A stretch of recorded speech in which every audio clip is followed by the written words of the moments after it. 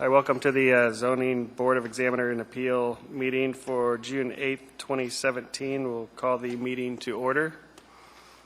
Can we have a roll call, please? Timothy Fig. Present. Dean Kars. Here. Stephanie Eicher. Here. Lisa Dole. Ellen McKay. Here. Tanya Hickok. Here. Dave Hale. Here. Ken Ayers has been excused. Thank you. Thank you. Item B is the minutes from last time. Can I have a motion, please?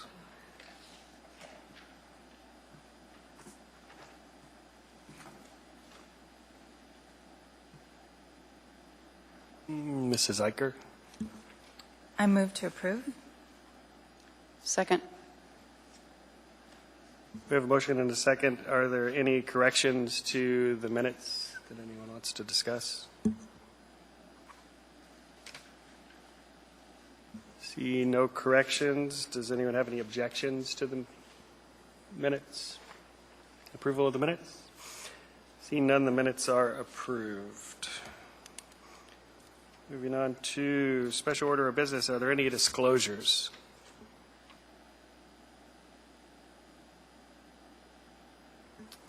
No disclosures. Which brings us to the consent agenda. Can I have a motion to approve, please?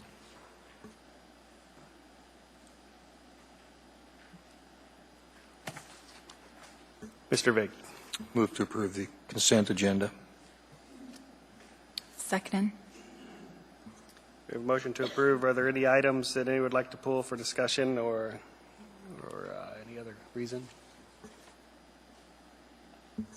See none. Are there any objections to approving the consent agenda? See none. The consent agenda is approved.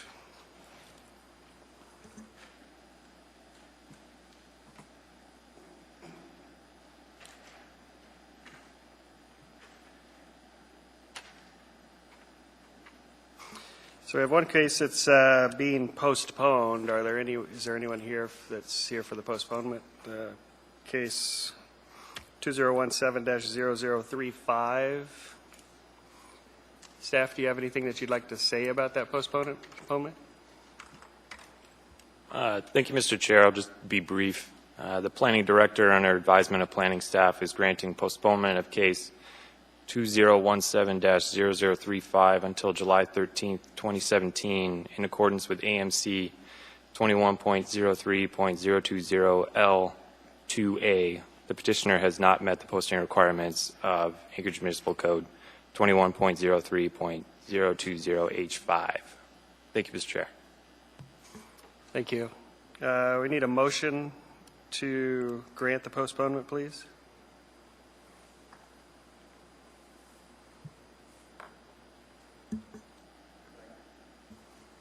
Ms. Eicher, sorry. I move to grant the postponement. And seconded by Ms. Dahl. Is there any objection to the postponement? Seeing none, the postponement is approved. And that'll be heard on August 13th. Or July, sorry. 7 is July, isn't it? July 13th. We have one unfinished business. It's case number 2017-0056, which we'll hear now, and I believe the staff is going to provide a summary, if you would. Yes, thank you, Mr. Chair. I'd just like to address the two outstanding questions that were at last month's meeting. First question being, does Anchorage Municipal Code 21.03.02001B result in this case before the Zoning Board of Examiners and Appeals being thrown out because the petitioner did not apply for an extension of time prior to the end of the amortization period? And the answer to that question is no. Anchorage Municipal Code 21.03.02001B applies to land use approvals with specific approval timeframes. The framework established in 21.12.070G, extension of time to comply, calls for an appeal to the Zoning Board of Examiners and Appeals. The procedures for appeals to the Zoning Board of Examiners and Appeals are set out in 21.030.050B as specified in 21.12.070G. Second question, does the Zoning Board of Examiners and Appeals need to call and consider each factor with findings in order to grant the time extension, or do they simply need to factor in the factors in their decision-making process? Answer being, the Zoning Board of Examiners and Appeals should consider each of the factors listed in 21.12.070G. We recommend the Zoning Board make findings regarding each factor. And further on that, the code provision is not structured to require specific compliance or satisfaction of all the factors like the standards for approval of a variance.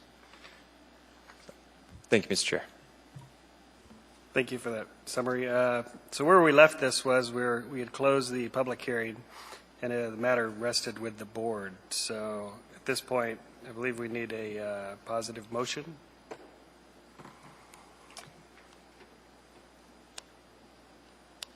And Ms. McKay has a motion, no second yet. I'm sorry, go ahead. I move we grant a request for a time extension until December 31st, 2018 to comply with the provisions of AMC 2111-070, subject to the two conditions on page 6 of the packet.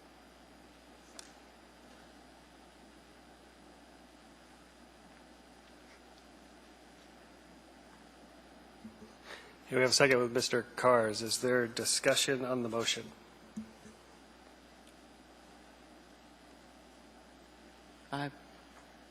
Want me to speak to the motion? Okay. I'm not convinced that the evidence submitted by the appellant has proved the appeal should be granted and will not be supporting the motion. I've considered the 6 factors required by AMC 2112-070G, and I think this is an unwarranted request. Number 1, the value of the sign at the time of construction and the length of time the sign has been in place. The sign was installed in 2002 and has been in place for 15 years. It is a huge sign and it costs over $200,000. The code changed in 2003, granting pre-existing non-conforming signs that exceeded the new sign requirements by over 50%, 10 years to come into compliance. The appellant has enjoyed not only all of that time, but an extra year and is now requesting an additional year and a half to rectify the situation. Number 2, the life expectancy of the original investment in the sign and its salvage value, if any. The sign was well constructed and, according to its builder, should last another 35 years. The appellant states that there is no salvage value in the sign, even though the appellant has submitted a plan that uses the existing parts of the sign. The salvage is not just taking parts and pieces to a salvage yard for compensation. At a minimum, the sign foundation and electrical system can be reused, giving salvage value to the sign. Indeed, the appellant states that a savings of $130,000 for reuse of existing parts of the sign. This in no way is an endorsement of their proposed design, as it does not represent full compliance.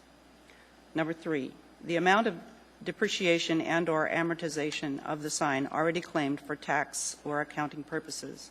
The sign is almost fully depreciated after 15 years, with only 6 months left, according to the appellant. The appellant estimates the current value of the sign just over $12,000, or 6% of the original cost. Number 4, the length of the current tenant lease of expected occupancy compared to the date the sign is to be brought into compliance. The appellant has occupied the parcel and enjoyed the use of the sign for its entire life, including the time since the amortization period ended in May of last year. Therefore, it has been the appellant that has been the beneficiary of full amortization period allowed by the code. Number 5, the extent to which the sign is not in compliance with the requirements of this chapter. The sign is grossly out of compliance with the current code. It is nearly 400% larger in area than currently allowed and within 5 feet of being 2 times too tall. Number 6, the degree to which the board determines that the sign is consistent with the purpose of this chapter. The sign is in no way consistent with the purpose of the current sign code. The purpose of the current sign code was to eliminate billboard-sized signs. The citizens of the state, residents of the municipality, and members of the adjacent community have all rejected billboard-sized signs in general. I find the appellant has already had a reasonable amount of time to recoup the investment, and then some. I find that the request of an additional year and a half to correct the situation to be excessive and will not be supporting the motion. Thank you. Is there discussion amongst anyone else on the board?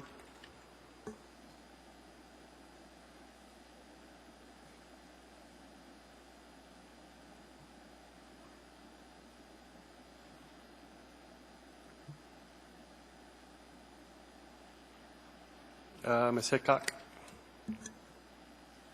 I agree with Board Member McKay's findings, and I also will not be supporting this motion.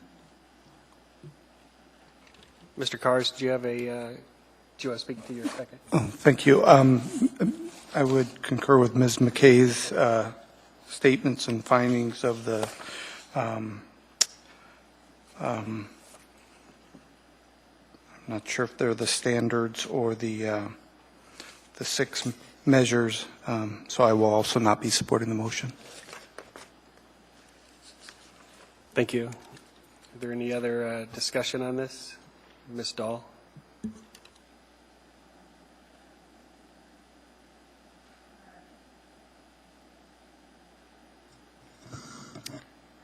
I concur with Member McCabe on the standards, certainly standards 4, 5, and 6.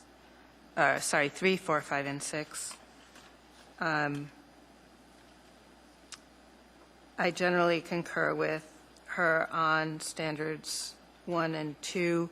I was not sure on some of the values because I wasn't sure if we were looking at current values versus values when at the time of expiration of the 10-year time frame of the code, which was over a year ago now on May 19, 2016. So when I looked at number 1 and I think it was number 1 and 2, I was not entirely sure of those amounts, and I would, given the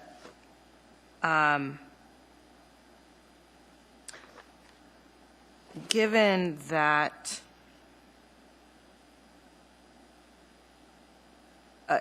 we were looking at the amount of the depreciation and when that ended, and that it would be fully depreciated in December of 2017. I could see a modification to allow a short extension until then, because I think that would be more than adequate time to make changes this summer. I noted even in the application that it said that if everything went well, that the changes could be done this year. But as is with the request to grant approval to December of 2018, I will not be supporting this motion.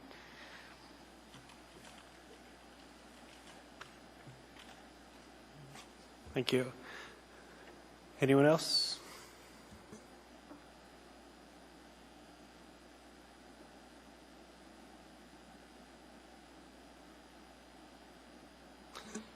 Okay, board members, please vote.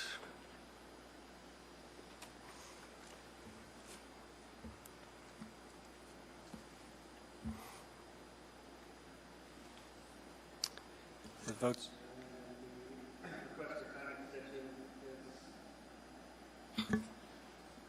Request for the time extension is denied. Thank you very much for your time.